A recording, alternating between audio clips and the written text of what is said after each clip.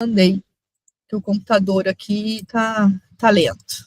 Pode abrir, fica tranquilo. O céu é complicado. Vai abrindo aqui enquanto eu já te apresento, aí eu já vou começar. Então vamos lá.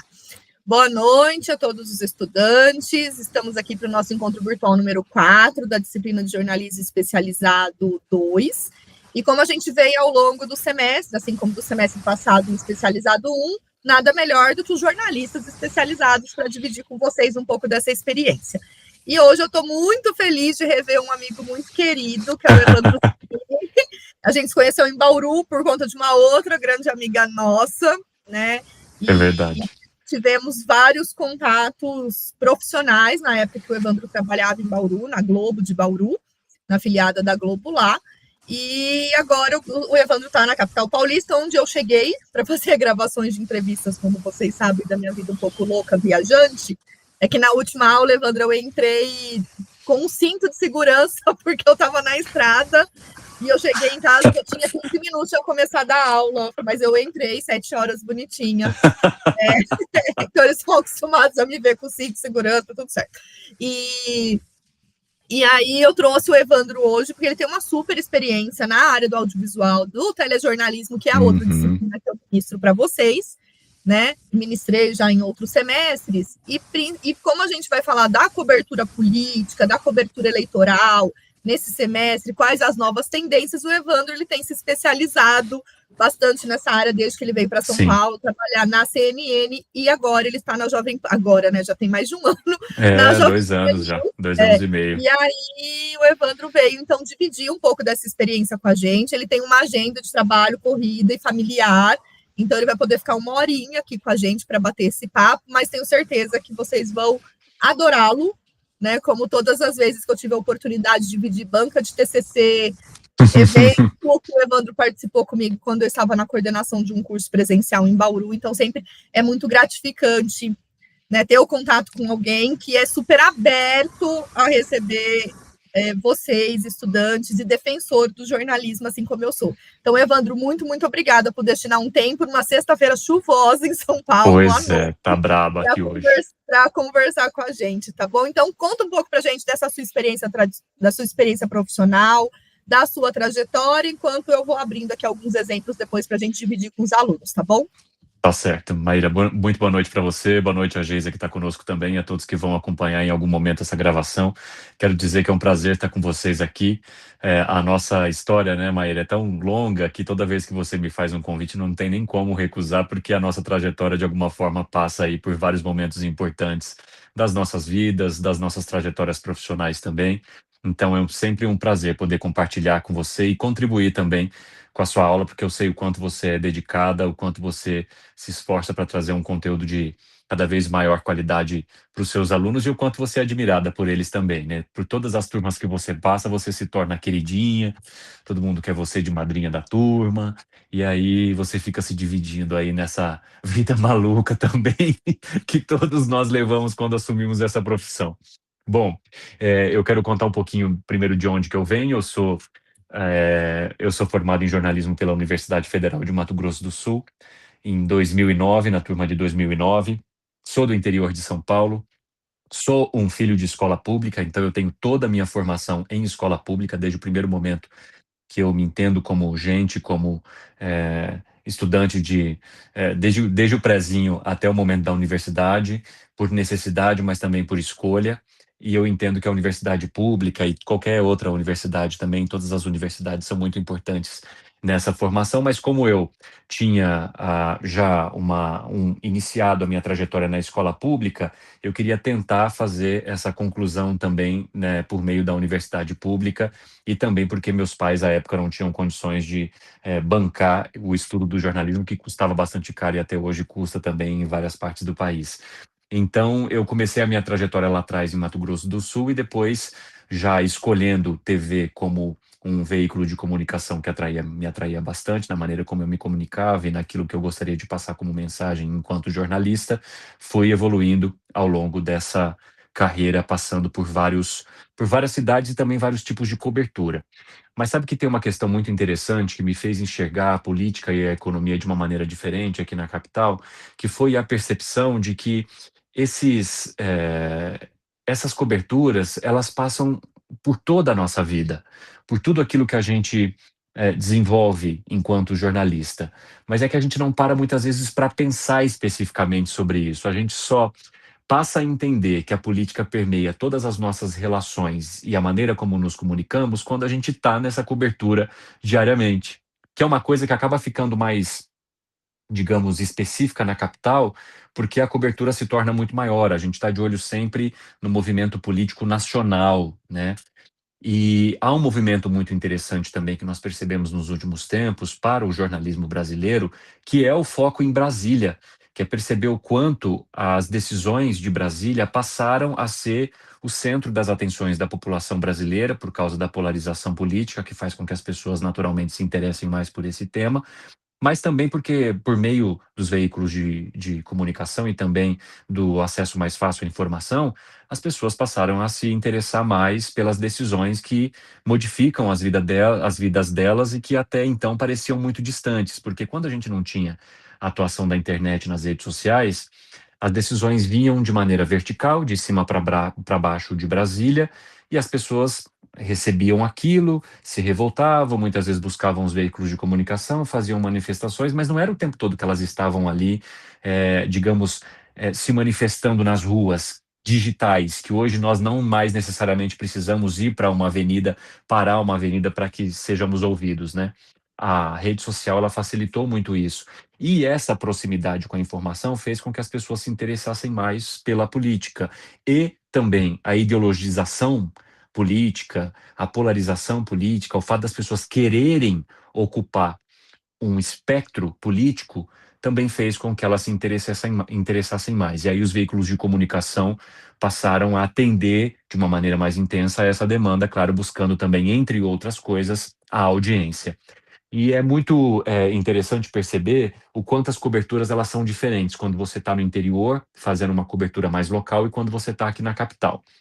No interior, a cobertura política ela é intensa, mas ela funciona mais no sentido do serviço. Por quê? Você pega problemas que aquela cidade em que você está tem, mostra aqueles problemas a partir de personagens da população e joga esse problema depois para a administração pública resolver. E aí, a partir dessa resposta da administração pública, você cria um caminho para que essas histórias sejam vistas e para que elas sejam resolvidas. Mas são questões mais pontuais, mais locais. E as decisões que mexem com o município, elas também são mais focadas para aquela realidade. Então, por mais que você fale de política todo dia nas cidades, você atua mais no sentido de resolver a vida das pessoas, mais no sentido do serviço. Quando você vem para a capital, a cobertura política, ela se transforma. Ela vira uma cobertura em que você precisa estar sempre de olho no bastidor. Você precisa estar sempre de olho no que a articulação política vai construir, nos movimentos que acontecem por detrás das câmeras, dos púlpitos, e no quanto esses movimentos eles trazem desfechos que podem ser positivos ou trágicos, a depender da maneira como essa condução é feita ali na maciota, digamos assim. E eu acredito que o nosso trabalho como jornalista se tornou muito relevante nessa cobertura, porque hoje o bastidor político, se vocês perceberem nas principais manchetes do país, dos jornais do país e da televisão, e principalmente de emissoras que fazem cobertura política como essas emissoras que hoje nós temos aqui na capital, o bastidor, ele se transformou a manchete. Não é mais o que simplesmente a autoridade quer comunicar. A autoridade ela vai comunicar, mas muitas vezes ela vai se mexer a partir do bastidor político que o jornalista descolou. Então, hoje, as manchetes, elas são bastidor, elas são aquilo que o jornalista conseguiu caçar. Então, o que eu costumo dizer que acontece hoje? Nós não corremos mais atrás da notícia. Ou nós estamos de mãos dadas com a notícia, ou nós estamos adiantando a notícia. Porque ao descolar um bastidor, a gente revela um movimento que ainda está em andamento e que vai ter um desfecho, que em outros tempos seria notícia para depois repercutir. Hoje não. Hoje esse movimento ele pode ser alterado, esse curso ele é alterado a partir do trabalho que nós fazemos. E como que a gente faz isso? pegando o telefone e utilizando uma técnica que aí é do jornalismo desde os primórdios, que é ter fontes. Eu digo que dificilmente a gente vai conseguir construir uma carreira interessante como jornalista se a gente não tiver fontes, porque para tudo que a gente vai contar, a gente precisa ter algum interlocutor. A gente precisa ter alguém que nos forneça informação para que a gente possa fazer depois aquela costura necessária que depois vai montar, né, vai fazer o quebra-cabeça se juntar e entregar a notícia para quem nos lê, para quem nos assiste ou nos ouve. E eu tenho percebido que essa busca por fontes, ela se tornou mais intensa na cobertura nacional, mas muitas vezes na cobertura local ela vai ficando um pouco distante, porque o fato de você estar numa cidade menor faz com que você consiga ter acesso às informações de maneira mais rápida ali, você consegue entender a dinâmica da cidade de uma maneira mais fácil. Só que isso também bota muitas vezes numa posição meio confortável. Então, você deixa de fazer aquela busca ou de fazer aquele bate-papo diário com a fonte que é necessário para você ter uma informação exclusiva que também vai interessar aquela população. No nacional, a cobertura é completamente diferente. Você precisa da fonte para você sobreviver. Então, eu vou contar um pouquinho aqui da minha rotina para vocês entenderem como é que funciona. Hoje, o meu programa ele tem uma cobertura política e econômica completa. Nós temos 2 horas de programa em que eu apresento trazendo informações, repórteres e comentaristas, e ao longo dessas 2 horas a gente traz a notícia, traz o bastidor e analisa a maneira como a política e a economia vão se comportando aqui no país. Eu costumo entrar na TV por volta de 1 hora da tarde, saio às 6. Mas durante a manhã eu já começo o trabalho de apuração. Então, disparo mensagens, entro em contato com figuras importantes da política. Então, todo dia você tem que mandar mensagem para um deputado, para o presidente da Câmara, para o presidente do Congresso Nacional, para um integrante do governo, para assessor de ministro, e você vai distribuindo. Vai distribuindo. Muitas vezes a resposta, se não for do interesse daquela autoridade, ela não vai chegar tão rapidamente. Mas chega um momento do dia e é engraçado, porque a política ela começa a funcionar, como a gente já imaginava, depois das 10 horas da manhã, porque os parlamentares também não gostam de acordar muito cedo. E normalmente, terça e quarta são os melhores dias, porque segunda eles estão viajando. Então eles foram para os seus redutos eleitorais, para os seus estados, e na segunda-feira eles estão fazendo o bate-volta, a viagem de volta para Brasília. Então, muitas vezes, eles ficam incomunicáveis. Terça e quinta, aí eles estão no Congresso Nacional, votando as pautas que são importantes, com interesse total na repercussão dessas pautas e de suas manifestações. Então, eles são mais ávidos, aí eles respondem mais.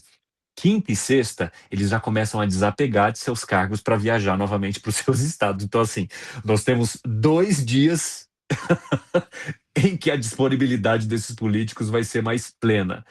E aí, por isso que eles são criticados, e merecidamente, porque um trabalhador brasileiro comum tem aí a sua segunda a sexta intensas, e muitas vezes os fins de semana também a depender da profissão, e os caras passam terça e quarta lá no Congresso Nacional. E beleza, né, também não é só crítica, né? Não é que eles não estejam trabalhando quando eles não estão no Congresso Nacional, mas é que a gente passou a perceber que a atuação política ela fica muito mais na articulação e na mobilização eleitoral que você vai ter lá na frente, então a pessoa assume o cargo já pensando na maneira como ela vai fazer a manutenção desse cargo, do que propriamente votar os projetos que são importantes e que vão mexer pragmaticamente com a nossa vida. Até porque no Congresso Nacional também há uma polarização política tão intensa que os projetos ideológicos passaram a tomar muito conta da pauta. Então, eles emperram a pauta, eles impedem que muitas vezes os projetos que são, de fato, que vão fazer essa mudança, que vão mudar dispositivos, que vão alterar leis, que vão alterar a maneira como a gente vive em sociedade, né? Ou talvez reduzir as burocracias do serviço público, esses projetos eles vão ficando meio ali engavetados. Então, o meu papel é fazer o contato com essas pessoas e tentar obter o máximo de informação possível. Ali para o fim da manhã, eles começam a retornar. E a partir daí, a gente já começa a ter também, digamos, um esqueleto daquilo que a gente vai contar ali no nosso dia. Já no começo da tarde, eu já jogo isso em prática no espelho do nosso jornal. E aí a gente começa a entender quais apurações estão pegando mais, quais fontes trouxeram informações que são mais relevantes, e aí a gente vai repercutir muitas vezes essa informação com o outro lado, com a posição política que foi mencionada. Então, se a gente está fazendo uma apuração de algo que é importante para a oposição, a gente já começa também a questionar a situação, os governistas sobre isso. E o nosso trabalho acaba sendo, de fato, construir um quebra-cabeças juntando informações e interesses diferentes, pessoal, porque o bastidor ele se tornou interessante na cobertura jornalística, mas o que o bastidor provocou também na nossa rotina? A abertura para o bastidor fez com que ele se tornasse uma estratégia para nós jornalistas, mas também uma estratégia muito valiosa para os políticos. Por quê? Eles começam a utilizar o veículo de comunicação, o jornalista, para muitas vezes testar teses na sociedade. Então, o que ele faz? Ele joga uma informação que é de interesse dele para o jornalista. Aí o jornalista vai lá e publica aquele bastidor, em off, sem mencionar a fonte. Aí aquilo, a sociedade se move, se manifesta. E a partir dessa manifestação, esse político consegue mais ou menos ter uma pesquisa de audiência qualificada, em que ele vê de que maneira que esse posicionamento que ele está buscando repercute, e a partir disso ele tem segurança ou não para seguir. Então, quando os políticos começaram a entender isso de uma maneira mais forte, o nosso trabalho também ficou um pouco mais desafiador. Porque aí não dá para a gente simplesmente pegar uma informação que alguma autoridade importante nos passa sem caçar os outros lados e entender de que maneira que isso está repercutindo também para os vários campos políticos. Porque se for uma informação que só ele tem e que ele diz que está sendo articulada, mas ninguém mais participa dessa articulação, alguma coisa ali está errada, está esquisita. E então, esse é um primeiro ponto que a gente precisa trazer aqui. Se há interesse de vocês em atuar com o jornalismo político-econômico, é preciso ter ali um caderninho de fontes que já vai começando desde o ponto onde vocês estão e que depois vai evoluindo conforme vocês vão caminhando para uma cobertura mais nacional, de projeção nacional. Depois, qual que é o próximo desafio? É entender essas articulações políticas e ver de que maneira que elas vão funcionando até de fato chegar no ano da eleição. E é muito engraçado porque lá atrás, quando eu vim para São Paulo, eu já fazia uma cobertura intensa em Bauru e região, então eleições municipais e etc, todo dia acompanhando alguma coisa de prefeitura, mas é algo mais coloquial, digamos assim. Quando eu vim para a capital, que eu peguei a minha primeira eleição presidencial, fiquei aterrorizado, assim, porque é um volume de trabalho, de informação, de conexões, de articulações, que você fica pensando, gente, eu acho que eu nunca vou conseguir entender tudo isso aqui.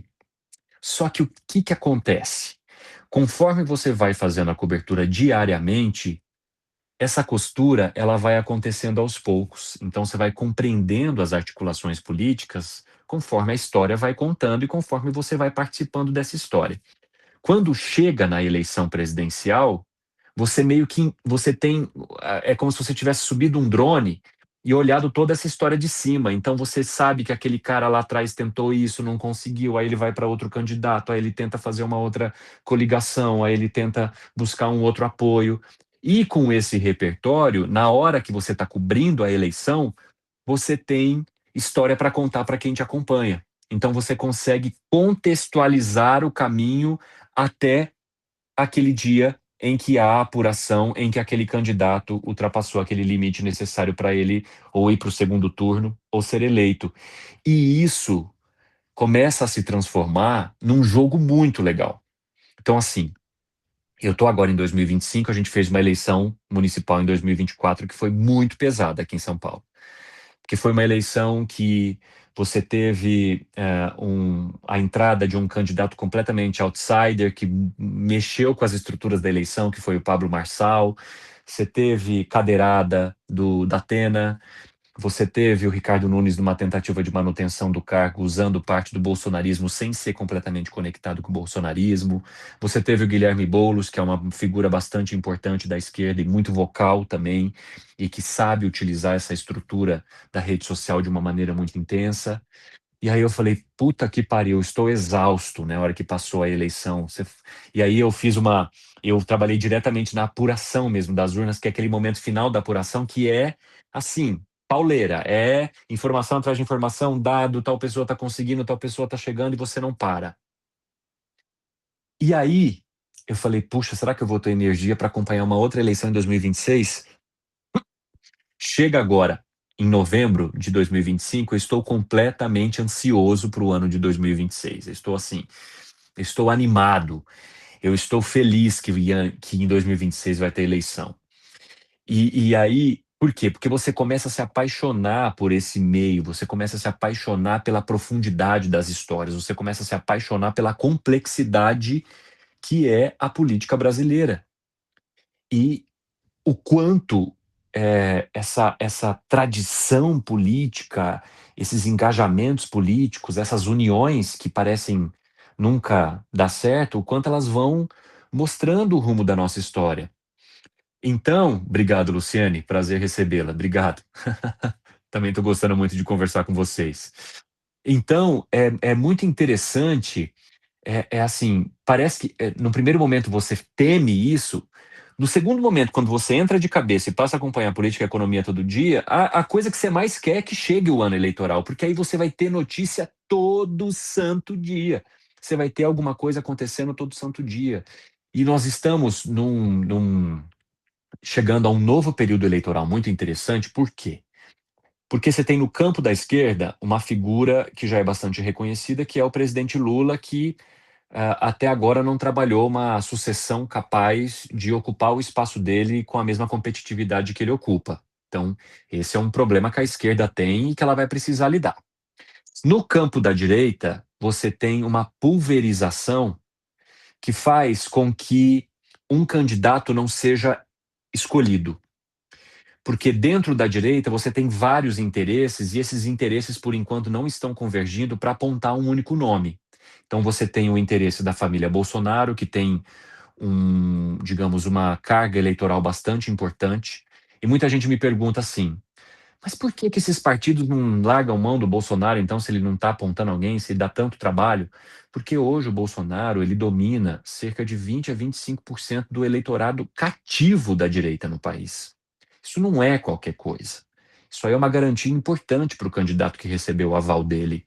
Então, é muito difícil hoje para a direita se desconectar, se descolar de Jair Bolsonaro, sem correr o risco de entregar uma eleição de bandeja para Luiz Inácio Lula da Silva, que também é um candidato extremamente competitivo e que está pontuando muito bem nas pesquisas. Então, quando você tem esse jogo, você tem esse mistério, já vou abrir o espaço aí para você, Luciane, você tem esse mistério que torna essa expectativa muito maior. Quem vai ser o candidato que vai ocupar esse espaço da direita? Ou quem serão os candidatos? Porque até agora a gente tem possibilidade de Tarcísio de Freitas, que ainda não se consolidou, temos o governador Ronaldo Caiado de Goiás, temos o governador Ratinho Júnior, Romeu Zema aparece, mas de uma maneira mais fraca nas pesquisas. Mas e aí? Esses integrantes do chamado Centrão, eles vão entrar e vão pulverizar os votos para tentar um segundo turno? Ou eles vão consolidar uma candidatura que seja mais competente, mais competitiva? Como é que eles vão fazer? Todo esse desfecho, assim como uma novela, só vai acontecer ali próximo de abril, que é quando as candidaturas precisam estar estabelecidas. E aí, esse jogo gera digamos, uma ansiedade interessante para esse período, que faz com que a gente que acompanha todo dia essa história queira chegar logo no desfecho. Mas até lá tem muita coisa para contar. Pode falar, Luciane, diga. Bem-vinda. Boa noite. Boa noite.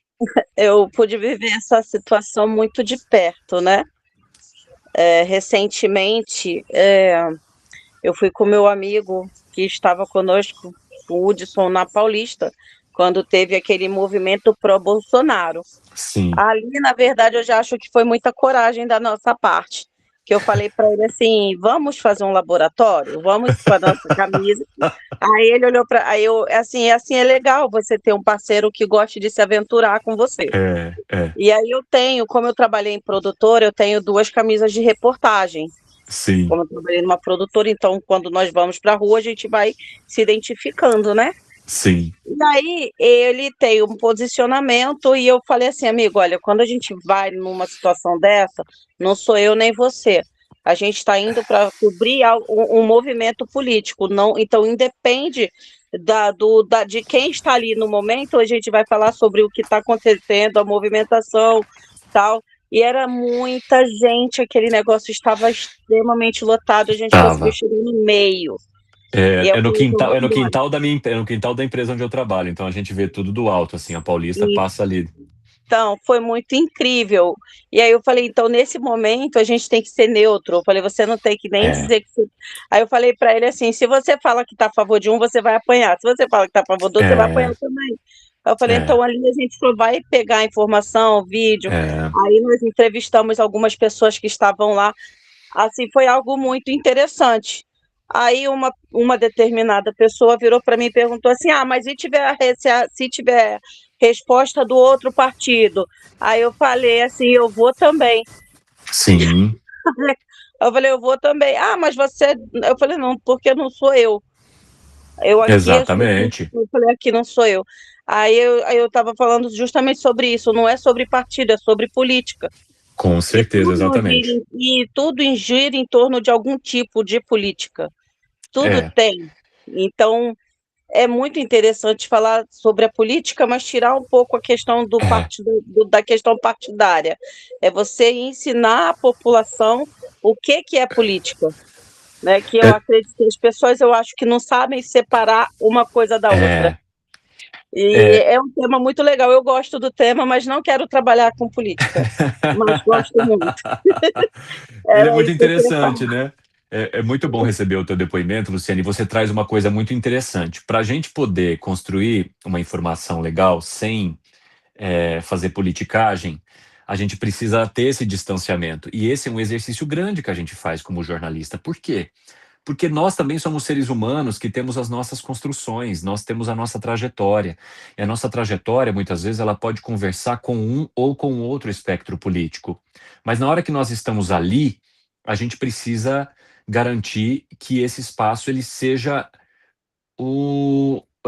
assim, no mínimo, que tenha um mínimo de imparcialidade, porque eu falo, né, o termo imparcialidade, ele ficou muito conhecido e ele é muito tratado no jornalismo, mas conforme você vai amadurecendo na profissão, você vai olhando de uma maneira um pouco diferente para essa questão relacionada à imparcialidade, né, Maíra? Porque a imparcialidade, ela seria a garantia de uma isenção, de uma isonomia total. Mas talvez, sei lá, um robô fosse completamente imparcial, porque nós, como pessoas, nós temos também as nossas construções, e o que que a gente busca fazer? É se despir dessas crenças no momento em que você precisa construir essa informação. Então, quando você fala que você vai lá e fala para o seu amigo, ó, aqui o que você pensa politicamente não interessa, porque aqui a gente está para ouvir. Eu acho que é essa grande questão relacionada ao papel do jornalista. O jornalista, ele precisa, o papel do jornalista é questionar. Mas antes de questionar, o papel principal do jornalista é ouvir, porque não tem como você questionar, você perguntar se você não ouve. E o que eu acredito que muitas vezes esteja acontecendo na nossa profissão e em qualquer lugar da sociedade é que as pessoas têm tanto interesse em colocar os seus pontos de vista e dizer aquilo que elas pensam que elas não ouvem mais. E a gente está perdendo isso. Tanto que nas entrevistas, isso também fica muito claro. O que a gente percebe muitas vezes nas entrevistas, e eu falo que isso também é uma questão que nós precisamos tomar cuidado. Nós como jornalistas, a gente fica tão preocupado em fazer uma mega argumentação, apresentar praticamente um TCC antes de fazer a pergunta para o entrevistado, que nesse caminho a pergunta ela se perde. E aí você deixa o objeto principal para trás e cria, digamos, uma narrativa. E outra coisa também, como estratégia prática, isso não funciona muito bem, porque quando você faz uma pergunta muito longa, você quer apontar todos os seus pontos de vista antes de lançar a pergunta, você simplesmente dá tempo para o seu entrevistado pensar em tudo que ele vai responder e em como ele vai escapar da sua pergunta. Então é preciso ter muito cuidado com essa condução e principalmente com aquilo que a gente carrega também como ser humano. Então todo dia, quando eu vou trabalhar, eu tento me despir disso. E é muito interessante porque hoje eu estou numa emissora que é vista de maneira bastante politizada, também por conta de decisões que ela tomou lá atrás e que hoje ainda repercutem na, digamos, reputação dela. Então, o meu papel ali não é defender lado ou outro, colocar uma visão que manipule o pensamento das pessoas. No meu jornal, naquilo que eu me destino a fazer, eu me coloco como uma figura que vai ouvir todos os espaços e que vai conduzir um debate e que vai garantir que exista espaço para ambos os pensamentos. Tanto que no meu programa é assim, e nesse outro programa que a Maíra está mostrando para vocês aí, que é o Direto ao Ponto, que é um programa de entrevistas que eu faço, eu também sempre garanto uma bancada que tenha pessoas que pensam de maneiras diferentes para fazer perguntas diferentes, de espectros políticos opostos. Porque senão você discute apenas um lado, e isso não é interessante para nós. Não é nem legal para uma construção de uma opinião crítica. A opinião crítica, ela depende do contraditório. E se você não tiver esse contraditório, não se abrir para o contraditório, você não consegue olhar o outro lado.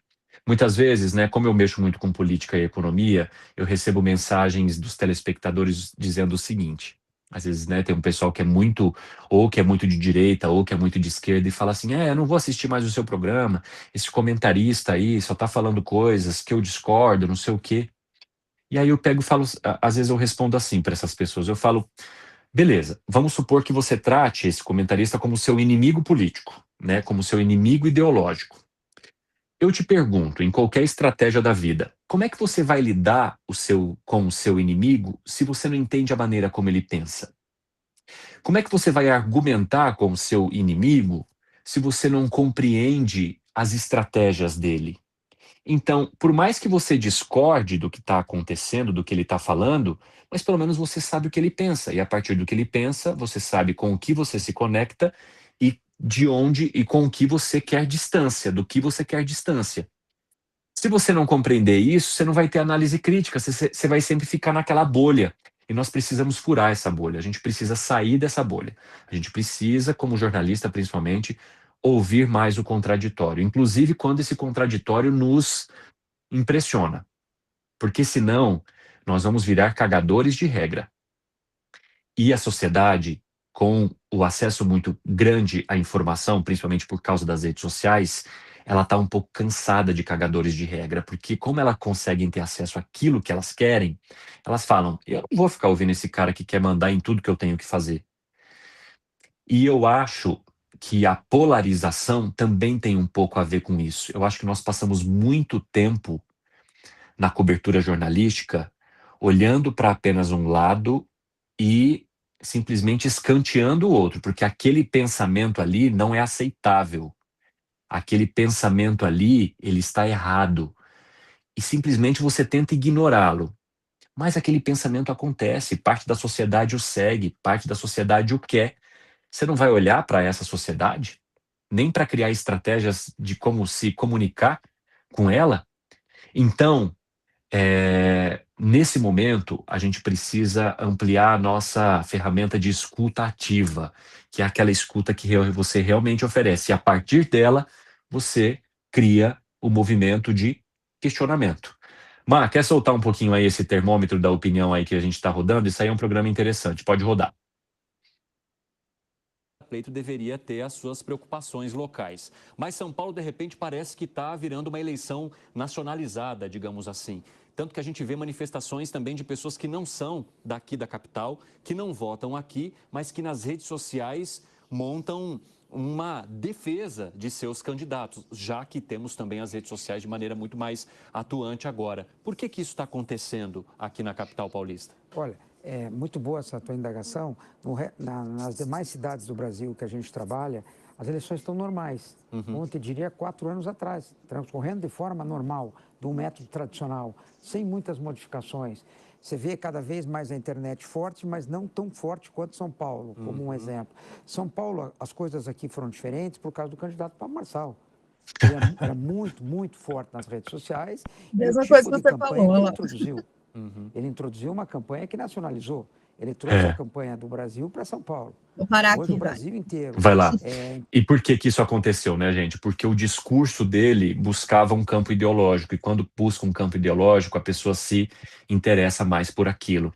A campanha de São Paulo ela foi bastante desafiadora por causa disso também, porque é como se a gente estivesse encontrando, como se a gente tivesse uma eleição em que você tem Lula contra Bolsonaro, porque você tinha o Lula apoiando o Guilherme Boulos e você tinha o Bolsonaro apoiando o Ricardo Nunes, mas o discurso que se conectava com os bolsonaristas era qual?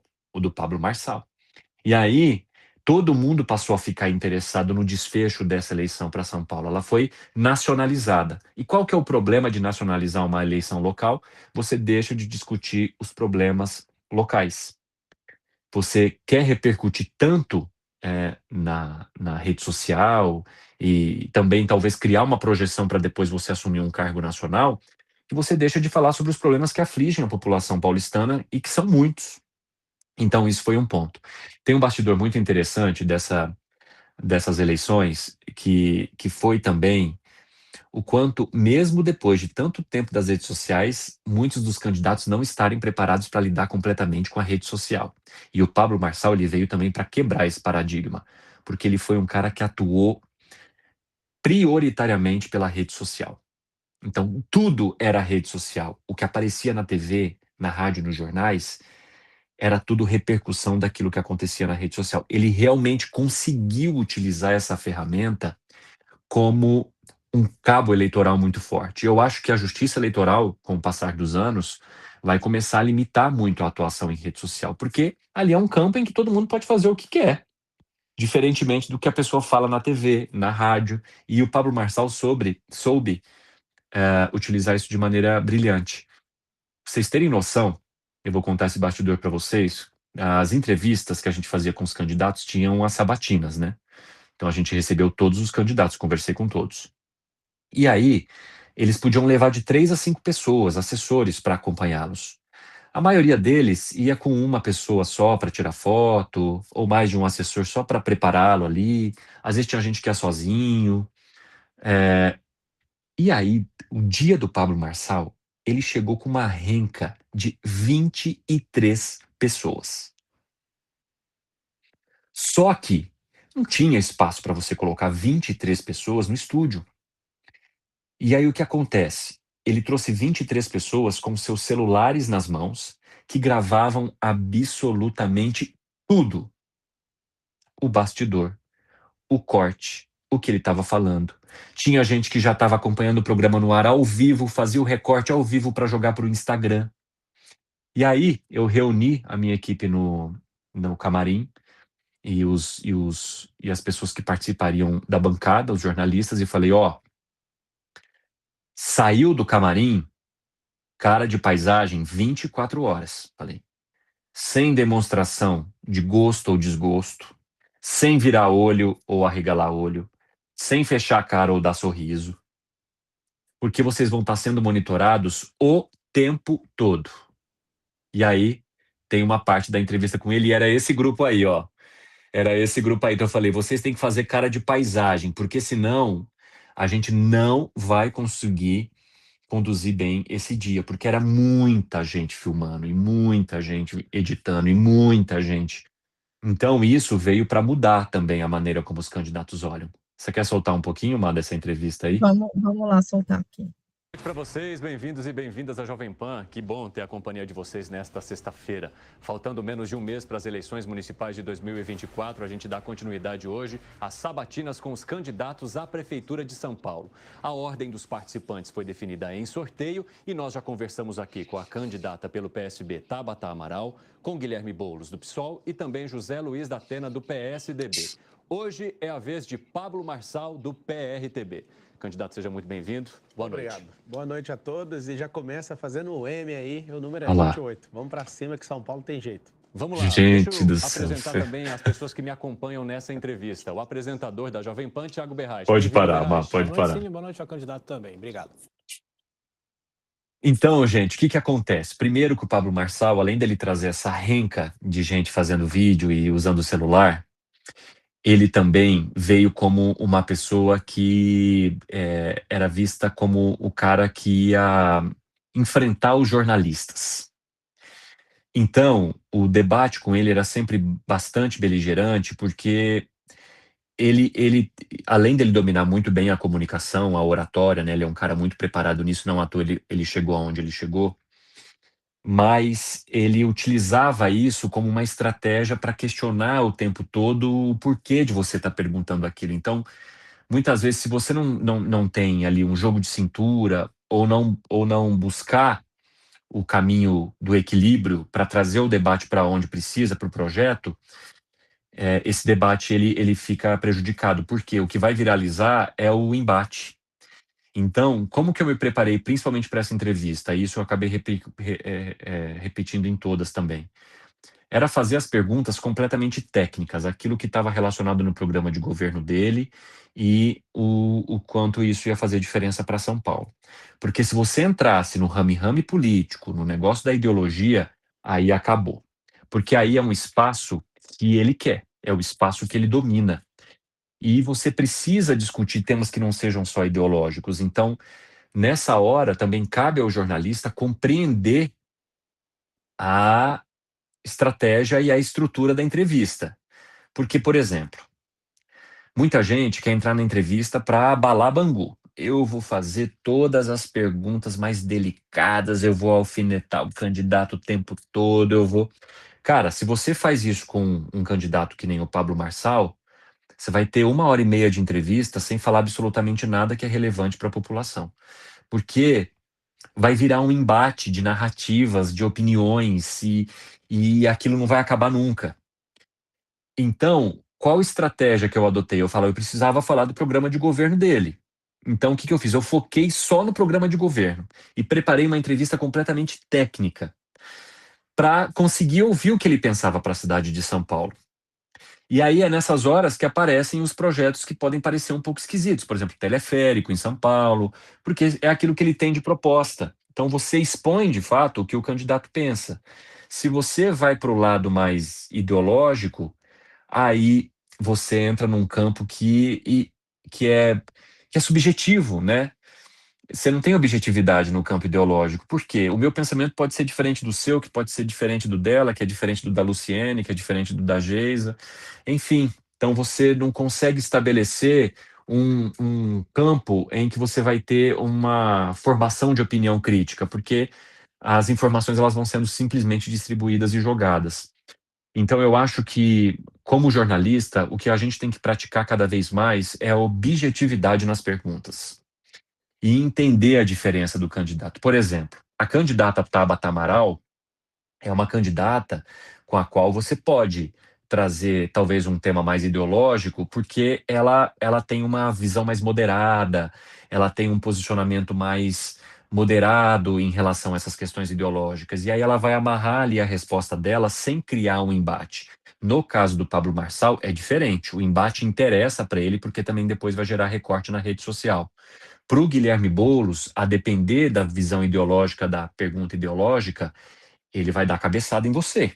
Ele vai vir com tudo, porque para ele também é interessante o posicionamento. Para o Datena, você não sabia nem o que perguntar, porque o Datena ele nem criou o projeto de governo. Ele não sabia o projeto de governo dele, então assim, ele estava ali mais como um fantoche. E aí você tinha que expor isso, você tinha que deixar isso claro. Então, para cada candidato, você vai tendo uma estratégia diferente. Mas o que é importante você pensar? Numa estratégia que consiga arrancar dele qual é o projeto dele para aquele governo que ele quer ocupar. Porque senão as pessoas não vão conseguir acessar essa informação.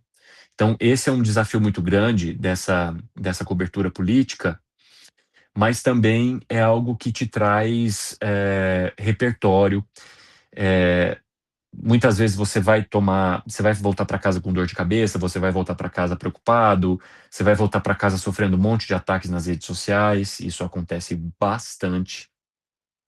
Mas é preciso se distanciar um pouco desse sentimento. Na era da rede social, eu digo que ser jornalista também é não ler mais os comentários, pessoal. Não dá para ler os comentários todos os dias e ouvir a opinião de todo mundo todos os dias, porque senão você não consegue viver mais. Porque as pessoas vão fazer julgamentos muito pessoais e aquilo nem sempre vai servir para sua construção. Então, em época de eleição, por exemplo, eu fecho as minhas redes, as minhas interações na rede, e principalmente em dias de sabatina, eu fecho e demoro às vezes uma semana para abrir, para o negócio acalmar, as pessoas voltarem à sua racionalidade e a emoção diminuir um pouquinho. Eu sempre falo, menos emoção, mais razão, porque senão o debate ele ganha uma proporção desnecessária. Pode falar, Jéssica. Bem-vinda. Boa noite. Obrigada, boa noite. Muito incrível a sua aula. Obrigado. Eu ia falar atrás, você falou do bastidor, eu ia falar que onde eu trabalho, que eu faço estágio, eu falei com o prefeito da cidade, né? Eu faço estágio no museu, Casa de Portinari em Brodowski, e eu falei com o prefeito. Eu fui fazer tá tendo um projeto, né? O projeto Portinari vai à escola, é incrível esse projeto, é um projeto do museu. E a gente ia fazer algumas entrevistas com secretários da educação, secretários do turismo, que leva muito para a cidade. Uhum. E o prefeito aproveitou, óbvio, para fazer politicagem, né? Mas eu ia perguntar, na verdade, eu tenho uma pergunta, como você está falando sobre rede social, eu queria saber como que vocês, né, jornalistas, principalmente nesse momento político, né, de eleição, fazem para que o eleitor não vote por conta do corte que ele viu, que eu vejo muito isso, principalmente agora nessa época de fake news, rede social, eles veem um corte, né, eles veem um vídeo de 5 minutos, camiseta branca, fundo preto, falando sobre, atacando o outro governo, né, enfim, até vídeos que não tem uma mentira propriamente dita, mas tem algo que faz você acreditar, né? Induzir você a acreditar naquilo que ele está falando. Enfim, eu queria saber como que o jornalista ele faz para combater isso, né? Para lutar contra, que eu acho que é um trabalho muito difícil, principalmente nessa época de eleição. E muito obrigada. Imagina, Jéssica, eu que agradeço e espero que você tenha uma boa trajetória aí também com estágio e depois no momento em que você estiver atuando profissionalmente. Muito legal ouvir o teu relato. Essa questão da rede social, ela veio como um divisor de águas mesmo, gente, e nós ainda estamos aprendendo como lidar com isso. Por quê? Exatamente porque os cortes, eles vão atender um público que nem sempre você vai conseguir informar depois, no momento em que você trouxer a informação ou fazer uma checagem de fatos, por exemplo. Então, vamos supor que determinado candidato poste uma informação que não é completamente verdadeira. E aí uma quantidade de pessoas assiste aquele vídeo ou lê aquele fato. Não há uma garantia de que essa mesma quantidade de pessoas vai depois assistir o jornal que eu apresento, ou vai ver o vídeo que eu gravei para a rede social desmentindo, ou vai ler uma notícia relacionada a isso. Então, é um desafio muito grande que demanda muita vigilância. O que nós fazemos hoje na cobertura jornalística é acompanhar intensamente as redes sociais.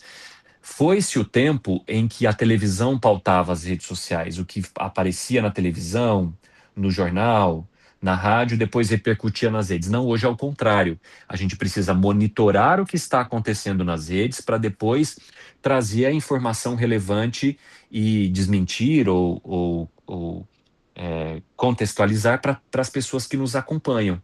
Então, hoje em dia, o trabalho do jornalista é acompanhar Instagram. Eu sigo todas as principais figuras políticas no Instagram. Olhar o Twitter todo dia e é um saco, porque o Twitter é um caminho de ninguém, é um mundo de ninguém, assim, é uma terra de ninguém. É dificílimo você acompanhar aquilo lá todo dia. Você precisa olhar threads, Facebook. Então, parece besteira, mas não é mais. Você está rolando o feed. Não. Na época de eleição, você está caçando o que os candidatos estão fazendo, como é que eles estão se manifestando, para depois você contextualizar isso ali no seu veículo de comunicação e tentar oferecer uma informação um pouco mais profunda e, principalmente, conectar os diferentes fatos que são apontados por esses políticos e fazer com que a pessoa tenha uma compreensão equilibrada de tudo isso. Mas não é algo que nós consigamos fazer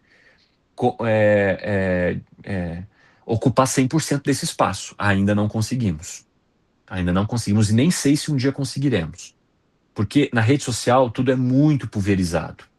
E o que acontece com a rede social também, que é uma questão que a gente precisa avaliar com bastante preocupação, o trabalho do algoritmo. Porque o algoritmo, ele faz com que as pessoas se mantenham nessas bolhas.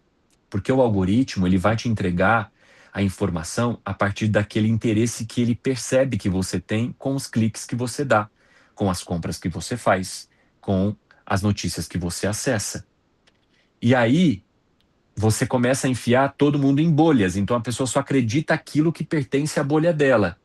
E quem que fura essa bolha? Os meios de comunicação. E é por isso que é muito importante que nós todos, como jornalistas, sempre reforcemos que, sim, o jornalismo profissional é essencial, necessário e importante para furar essas bolhas. Porque somos nós, jornalistas profissionais, que furamos essas bolhas, que entregamos a informação para além daquele campo de visão que apenas o algoritmo entrega para aquela pessoa. Se nós não cuidarmos disso, não zelarmos por essa função, cada vez mais haverá um enfraquecimento da mídia profissional como um veículo sério de comunicação.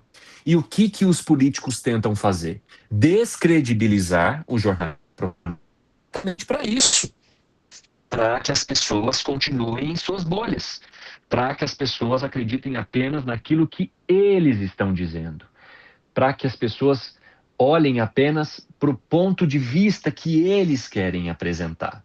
E aí o nosso trabalho se torna ainda mais desafiador.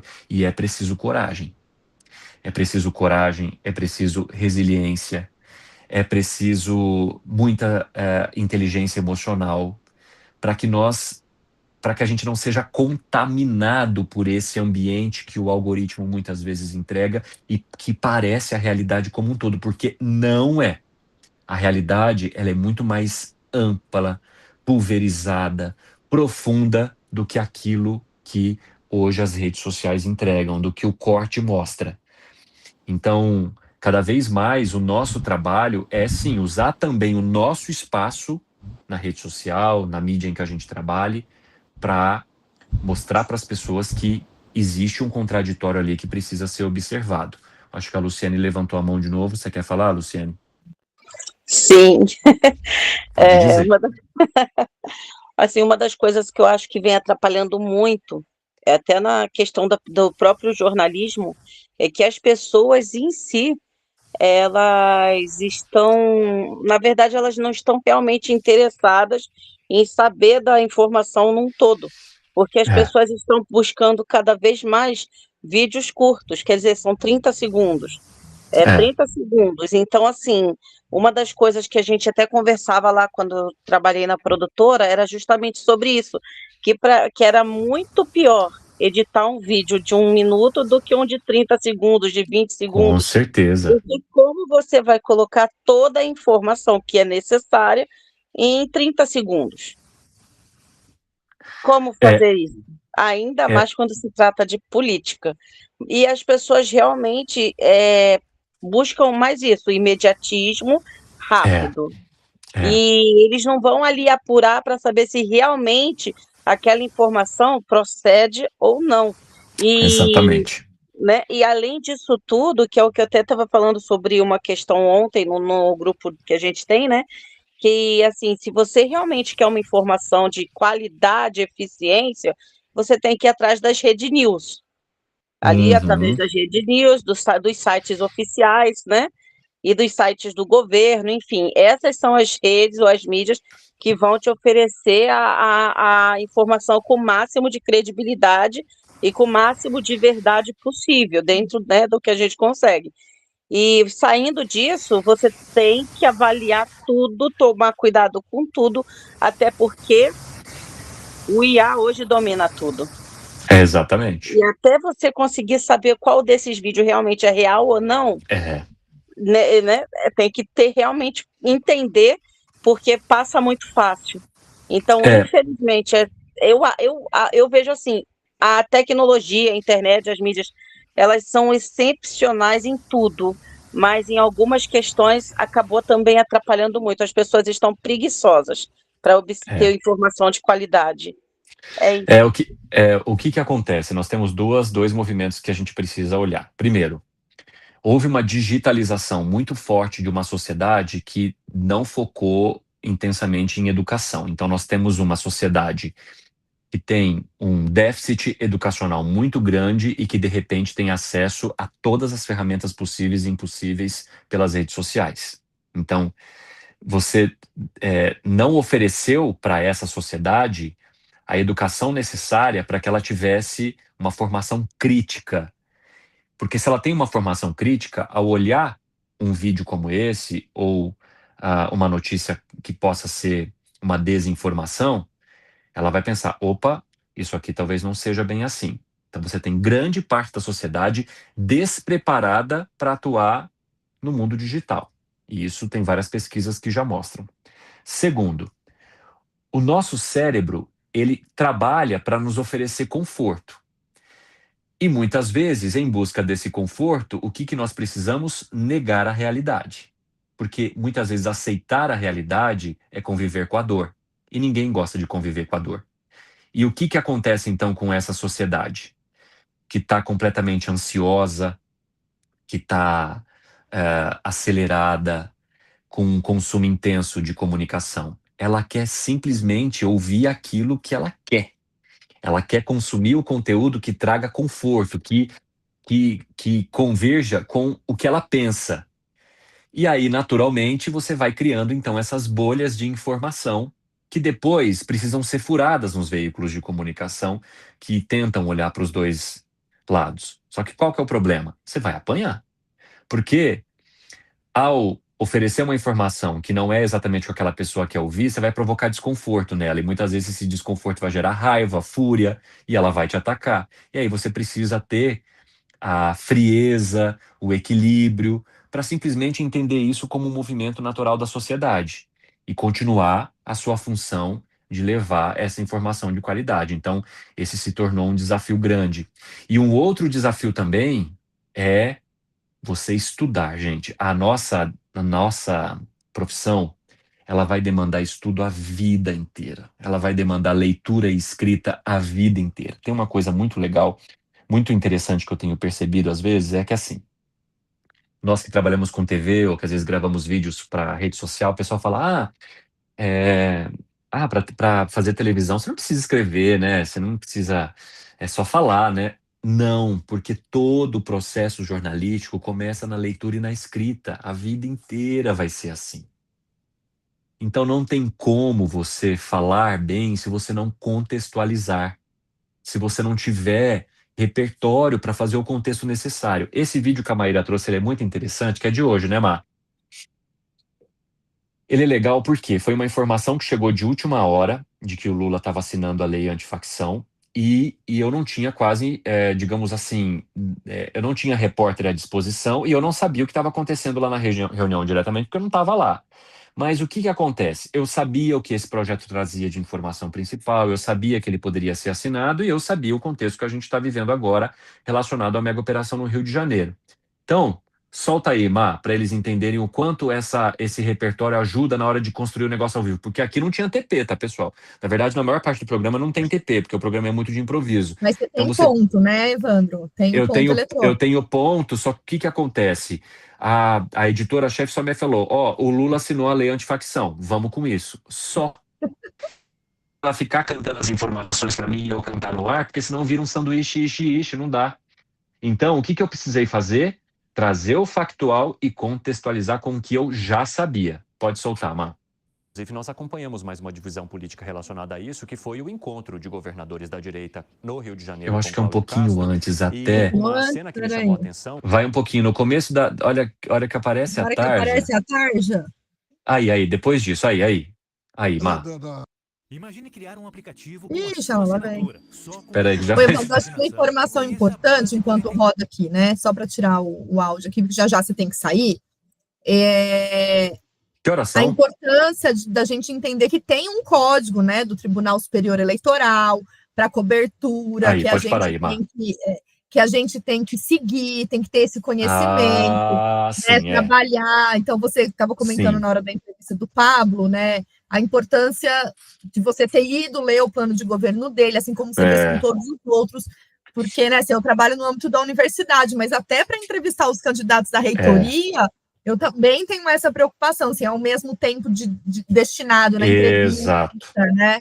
Acho que é importante também falar que tem esse aval legal que a gente tem que seguir, né? Na verdade, é a questão técnica, né? Eu já vou entrar nela logo depois dessa parte aí eu vou entrar na parte técnica, que é a parte pragmática, que é igual para todo mundo, que não tem como fugir.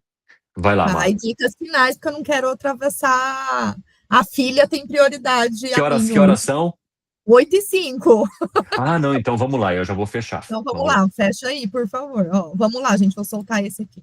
De que o presidente Lula assinou o PL antifacção, que deve ser enviado ao Congresso agora, e o governo quer que ele passe rapidamente. O que prevê, entre várias coisas, esse PL antifacção? Um dos pontos é a possibilidade de criação de empresas jurídicas que possam se infiltrar na atuação do crime organizado para receber informações e entender como esse organismo funcionaria. Há também uma outra possibilidade trazida nesse PL antifacção, que é a de monitoramento de conversas entre presos e advogados desses presos, aqueles que são considerados integrantes de facções criminosas no país. Isso já funciona nos presídios federais, mas a ideia do governo federal com esse projeto é ampliar esse monitoramento para boa parte dos presídios do país e entender de que maneira que essas facções criminosas atuariam e quais seriam as forças. Entendam? Então, para fazer a construção, você precisa ter repertório, você precisa ter leitura, porque senão, na hora que entra, eu vou falar, Lula assina a lei antifacção. E conta mais o que para a pessoa? Né? Entrega o que para ela, né? Contextualiza Melhor nem como. falar, né?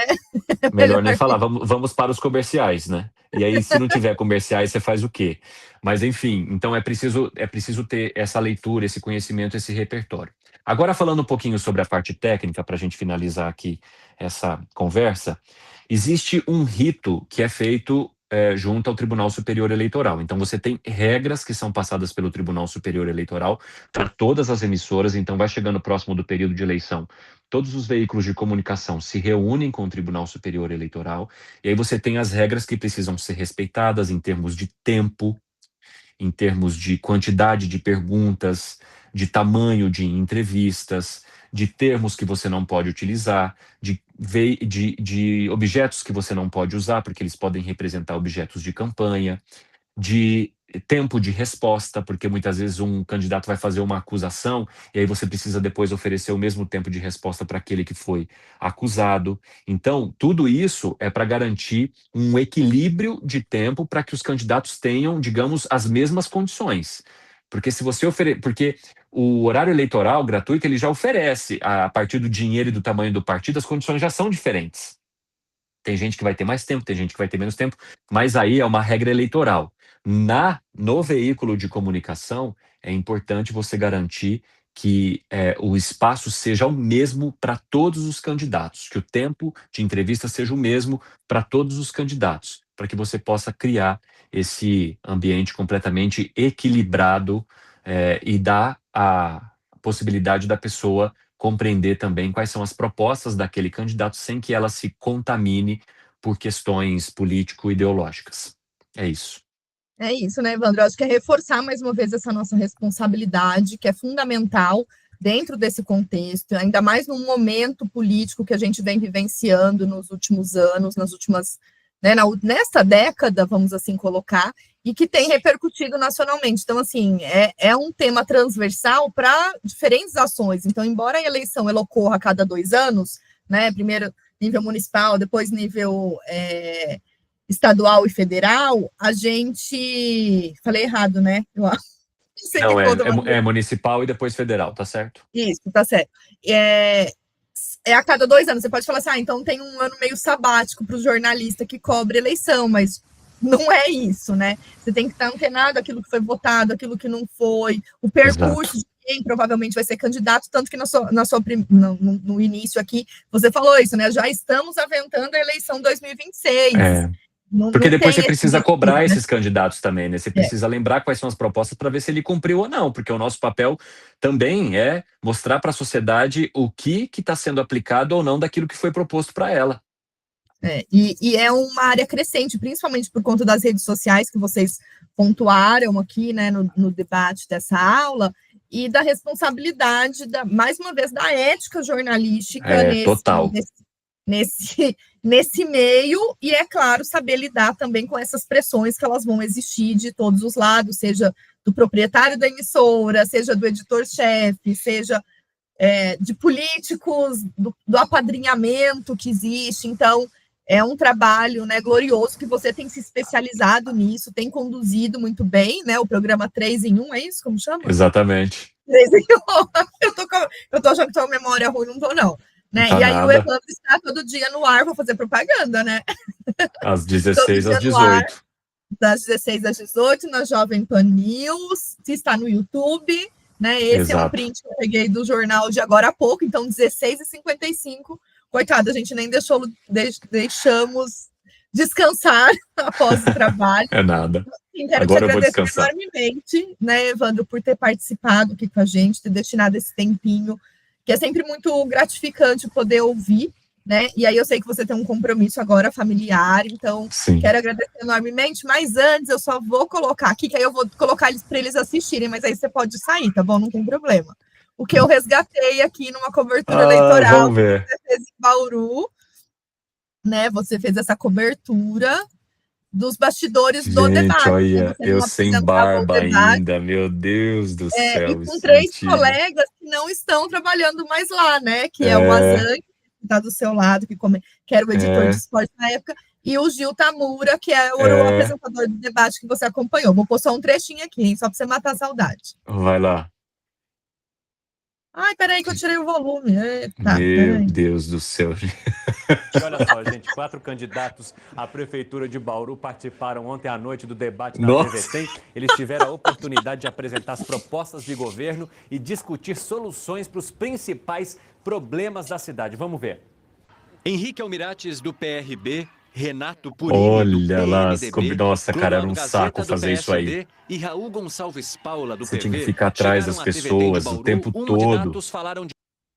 Olha então, aí, isso, meu Deus, 2016. Aí a gente termina, que faz parte da história. Temas como educação, olha saúde, como a barba é a maquiagem do homem mesmo, né? Mobilidade urbana e asfalto. E apresentaram as propostas de governo para os próximos 4 anos. Durante os intervalos... E aí ele seguiu, tá, gente? Aqui com a reportagem, ele era o âncora do jornal, né? Durante muitos anos, né, Evandro? Quantos anos foram? 10 anos. 10 anos como âncora do jornal da hora do almoço, né? E aí o finalzinho... De partidos ou coligações que tem mais de 9 representantes na Câmara Federal. E aí você vai lá comentar com a Zan que outra coisa, que aí só tem esse recorte aqui, tá bom? Que eu achei, eu falei, vou mostrar. Mata a saudade aí de um momento que a gente estava junto e que mostra esse empenho, né? Então começa ali no local, numa realidade, numa cobertura, numa emissora menor, e aí vai crescendo. Eu acho que é importante, né? Os alunos depois vão conhecer a sua trajetória, vai no LinkedIn, eu sei porque eles são tudo que sabem, né?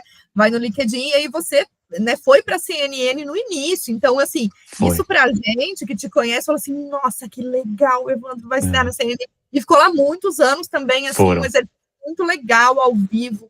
Aí eu mostrei para eles na aula de TV a cobertura do falecimento, né, infelizmente, da Marília Mendonça. Lembra que você mandou para mim um depoimento uma vez? Então, assim, eu acho que toda essa diversidade da sua experiência profissional te dá hoje essa bagagem, não só física, tá? Estética com a barba, né? o terno mais moderno, o cenário também, né, mais descolado, mas que mostra efetivamente essa competência e essa dedicação que você tem em nome do bom jornalismo, e por isso que eu queria encerrar o semestre com você, e foi muito bom que você tinha essa data, você achou melhor, né? Não, deixa para outubro, mas vai ser melhor para mim. E efetivamente, assim, coroa para mostrar para que é possível fazer um bom jornalismo de qualidade, independentemente das críticas ao local onde você trabalha, porque o nome que você carrega, né, a marca Evandro Cini, e ele é verificado no Instagram, viu, gente? Ele tem lá tantos seguidores que permitem que ele seja verificado no Instagram, é muito chique isso. Me sigam lá depois, me deem esse prazer. Por Evandro Cini mesmo, tá? Meninas e meninos que vão nos assistir. Então foi um prazer, viu, Evandro? Muito, muito obrigada. Não vou tomar mais seu tempo. Imagina. Olha, Maia, as meninas. Eu quero muito agradecer mais um convite. Eu, pra você ter noção, nem tinha noção que o tempo passou tão rápido assim. Eu achei que fosse 7h30 ainda. Ia falar mais um monte de coisa. Mas é tão bom bater esse papo com vocês. E principalmente, o que eu quero que vocês entendam é isso. Trabalhem pela construção do nome de vocês. Porque depois, independentemente do desafio profissional que vocês tiverem, vocês vão ser reconhecidos pelo aquilo que vocês são e fazem. E isso é muito importante no nosso meio profissional.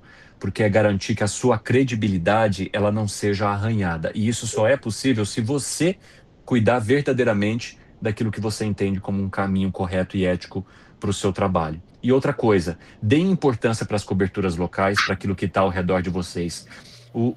Existe espaço para todo mundo. O nacional é interessante, mas se não houver o local, você não consegue também ter projeção e repercussão nacional, porque é ali, na vida das pessoas, que você consegue entender a diferença das decisões que são tomadas aqui em cima.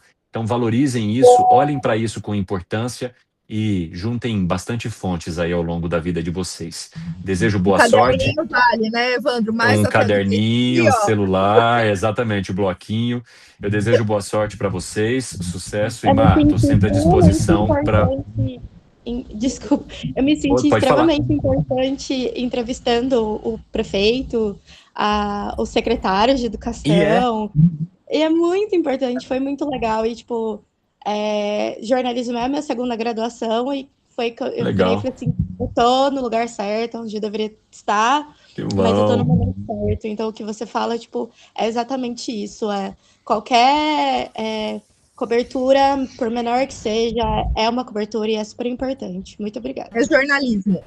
Exatamente. Gente, coragem, tá? Porque a nossa profissão exige muita coragem em todos os sentidos. Então, desejo muita coragem e que a vida seja generosa com vocês. E se precisarem contar com alguém aqui na capital, em oportunidades profissionais mais para frente, estou à disposição. É só falarem comigo, tá bom? Muito obrigada, Evandro. Manda um beijo aí para as meninas e espero te encontrar em breve, né? Porque a gente só fica virtual e o WhatsApp, é verdade, Má. Instagram, né? Um beijo. Boa sorte para você, viu? Beijão. Um beijo. Tchau. Até, tchau. Alunos, muito obrigada aí. Eu acho que o Evandro é um exemplo para a gente a ser seguido e que mostra todo esse envolvimento profissional, né? E o jornalista especializado é efetivamente essa grande área da nossa profissão que permite, então, que a gente consiga desenvolver as nossas habilidades numa temática específica. E não quer dizer que você ser um jornalista especializado, você vai ser menos jornalista do que um outro que tem uma flexibilidade de diferentes temáticas de cobertura. Então, a mensagem que fica é efetivamente saber que a gente precisa sempre estudar, está aberto ao novo, está aberto às oportunidades, se desafiar, e aquilo que o Evandro falou, é a reputação do nosso nome. Mais do que o registro que a gente vai ter como jornalista, que a gente tira no Ministério do Trabalho, o MTB, é você estar ciente desse compromisso e saber que você faz um jornalismo ético e de responsabilidade. E é claro que hoje a gente tem N ferramentas à disposição, seja a inteligência artificial que a gente falou no nosso encontro virtual, número 3, a área de saúde, de ciência, que cresceu bastante da pandemia para cá, que a gente falou no nosso encontro virtual número 2, e também essa parte do jornalismo opinativo, da crônica, da crítica, esse olhar atento que a gente tem que ter para as coisas ao nosso redor, como nós abordamos no encontro virtual número 1. Então, espero que vocês tenham aproveitado este semestre, né, com essas figuras importantes que aqui passaram, né? São pessoas pelas quais eu tenho um carinho, uma admiração profissional muito grande, senão eu não os convidaria aqui para trocar essas experiências com vocês. Então, todas as aulas estão lá disponíveis. Essa, em breve, ficará disponível para quem não pôde nos acompanhar ao vivo nessa sexta-feira. Segunda-feira começa, então, a nossa atividade avaliativa, que é a atividade que vocês fazem presencial, de questões alternativas, que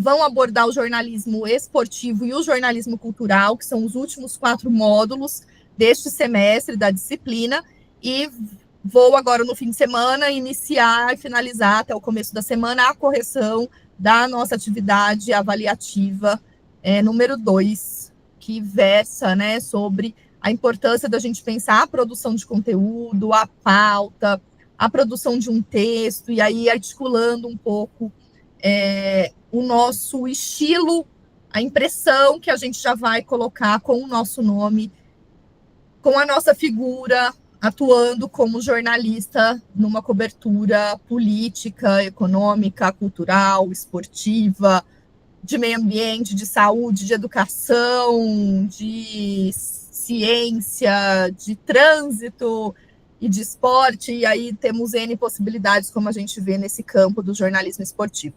Tá bom? Fico à disposição de vocês para a gente poder dialogar no nosso chat, né, via o SGA. Boa prova para vocês, bom estudo, bom final de semana, bom final de semestre, que a gente se encontre em breve. Aí estou à disposição sempre de vocês, tá bom? Um abraço aí para todo mundo, bom descanso e até breve a gente se vê, tá bom? Um abraço, gente. Obrigada, professora. Obrigada. Adorei a aula, professora. Que bom, que bom. Que ótimo, fico muito feliz aí com a presença de vocês em mais um semestre, dividindo comigo esse momento que é tão importante de dialogar sobre o bom jornalismo que faz sentido para todas nós, tá bom? Muito obrigada, meninas. Obrigada, professora. Boa noite. Tchau, tchau. Boa noite. Boa noite, gente. Tchau, tchau. Boa noite, meninas.